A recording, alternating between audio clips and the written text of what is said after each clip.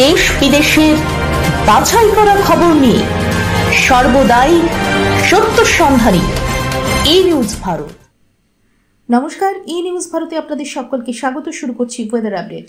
প্রতিদিন বৃষ্টি হলেও অস্বস্তিকর গরম কিন্তু কমছে না বঙ্গে। স্বস্তির বৃষ্টির অপেক্ষায় দিন গুনছে মানুষ। এই আবহে বৃহস্পতিবার দক্ষিণের 9 জেলায় বৃষ্টির পূর্বাভাস দিল আলিপুর আবহাওয়া দপ্তর।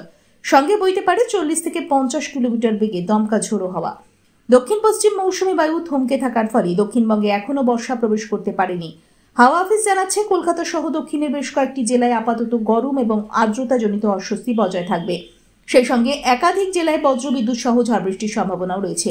আবহাওয়া দপ্তরের পূর্বাভাস, কলকাতা, 2 চব্বিশ পরগনা, 2 মেদিনীপুর ও ঝাড়গ্রামের মতন জেলাগুলিতে অস্বস্তিকর গরম থাকবে। তবে এর মধ্যেই আজ দক্ষিণবঙ্গের 9টি জেলায় ঝড় বৃষ্টির পূর্বাভাস রয়েছে।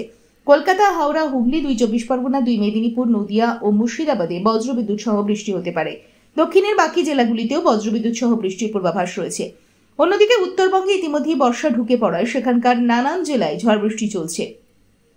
আজও দার্জিলিং, কালিম্পং, কোচবিহার, আলিপুরদুয়ার, জলপাইগুড়িতে হালকা থেকে মাঝারি বৃষ্টির পূর্বাভাস রয়েছে। পশ্চিমবঙ্গে ঝড় বৃষ্টির পূর্বাভাস থাকলেও নির্ধারিত 10 জুনের পরেই দক্ষিণে বর্ষা প্রবেশ করতে পারে বলেই আবহাওয়াবিদদের অনুমান।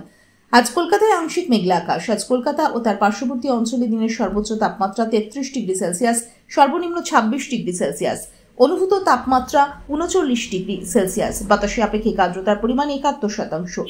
আজকের বৃষ্টিপাতের পরিমাণ 14.2 মিলিমিটার। ব্যুরো রিপোর্ট, ই নিউজ ভারত।